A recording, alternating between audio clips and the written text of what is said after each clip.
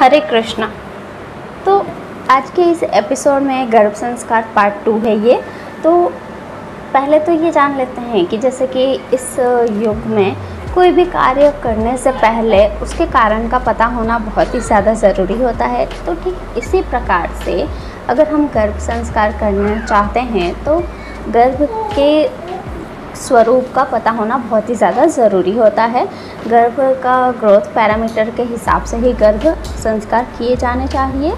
तो ठीक इसी तरह से आज के इस वीडियो में हम जानेंगे कि फर्स्ट ट्राइमेस्टर यानी कि पहले तिमाही में पहले 3 महीने में जो गर्भ संस्कार गर्भ के स्वरूप के हिसाब से किए जाते हैं, तो ये जानेंगे आज हम।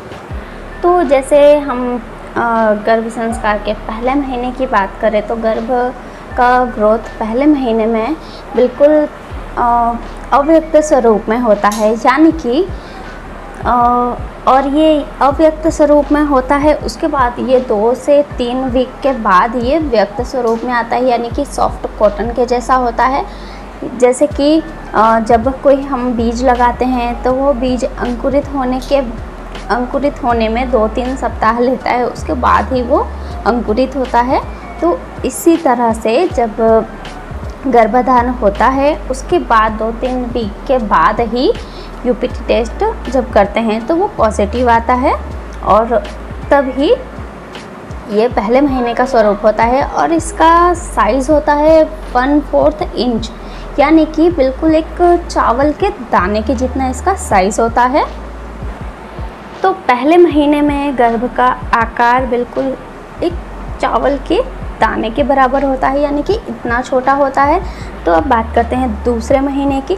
तो दूसरे महीने में गर्भ का आकार बढ़ने लगता है, उसके डिफरेंट बॉडी पार्ट्स बनने लगते हैं, और ये दूसरे महीने में इसका आकार 1 इंच यानी कि 1 इंच जितना हो जाता है। और इस टाइम एक ऑब्स्टेटिक अल्ट्रासाउंड किया जाता है, सोनोग्राफी किया जाता है, ये जांच करने के लिए कि गर्भ कहीं यूट्रस के बाहर तो नहीं बढ़ रहा, यूट्रस में गर्भाशय में ही है या फिर बिल्कुल ठीक है या नहीं, ये सब जांच करने के लिए सोनोग्राफी की जाती है। तो अब हम तीसरे महीने की बात करें तो तीसरे महीने में गर्भ का आकार बिल्कुल क्लियर शेप में दिखाई देने लगता है, यानी कि ये 5 भागों में विभाजित हो जाता है, जिसमें 2 पैर, 2 हाथ और एक सर क्लियर दिखाई देने लगते हैं। और इस समय किए जाने वाले इम्पॉर्टेंट टेस्ट होता है वो एंटी स्कैन होता है, यानी कि उससे ये पता चलता है कि गर्भ में जो बेबी है उसे कहीं कोई शारीरिक प्रॉब्लम तो नहीं, अगर ये प्रॉब्लम कहीं आने वाली भी है तो उसे रोका जा सके, उसे ठीक कर सके, इसके लिए ये टेस्ट किया जाता है। तो ये था फर्स्ट ट्राइमेस्टर का, यानी कि पहले तिमाही में गर्भ का स्वरूप कितना होता है, कैसा होता है। तो जैसे कि अगर हम पहले तिमाही की बात करें तो ये पहले तिमाही में जो होता है फर्स्ट ट्राइमेस्टर में गर्भ बिल्कुल अस्थिर होता है, यानी कि यहाँ पर लाइक हैंडल विथ केयर, ये टैगलाइन बिल्कुल परफेक्ट बैठती है।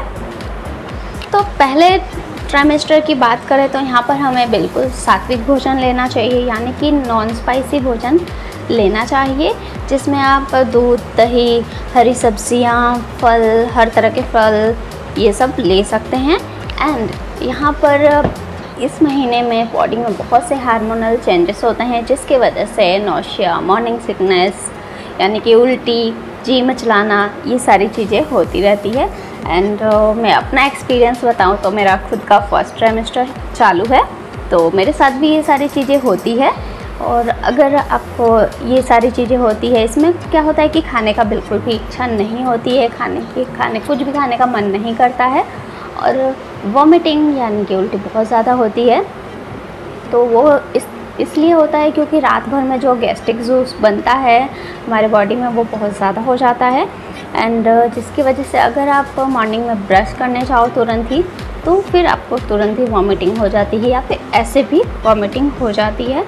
तो आप इसे कम करने के लिए एक काम कर सकते हैं कि आप सुबह उठते ही आपको कुछ भी नहीं करना है, पानी नहीं लेना है। आपको सुबह उठते ही पहले या तो आप रश का आता है वो खा लें, या तो फिर आप बिस्किट खा सकते हैं, यानी कि कोई भी ऐसी सूखी चीज़ खा सकते हैं जो सोकेबल हो, या फिर मुरमुरा ले सकते हैं।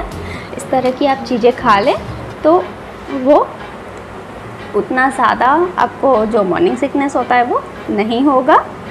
तो मेरे साथ भी अभी ये सब कुछ हो रहा है, ये सब कुछ चल रहा है, तो मैं अपना एक्सपीरियंस बता रही हूँ। तो आप इस तरह से कर सकते हैं।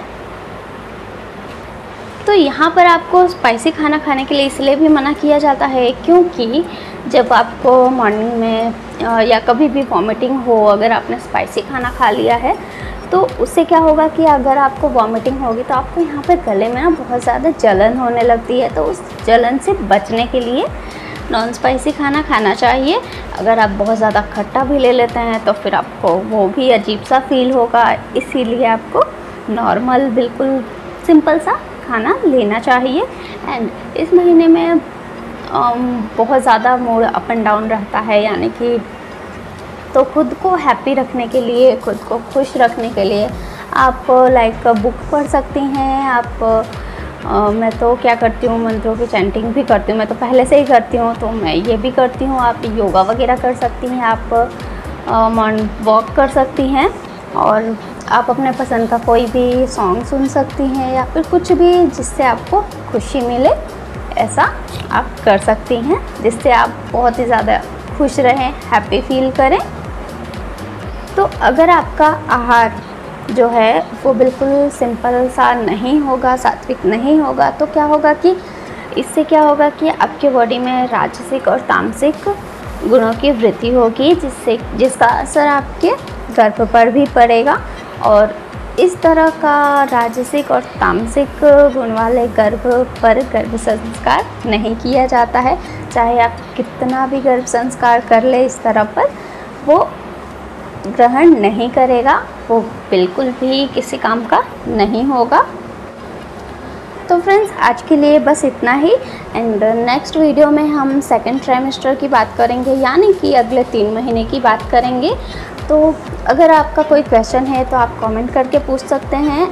एंड वीडियो पसंद आई हो, थोड़ी सी भी हेल्पफुल लगी हो, तो वीडियो को लाइक करें, शेयर करें, एंड चैनल को सब्सक्राइब करना तो बिल्कुल ही ना भूलें। And thanks for watching.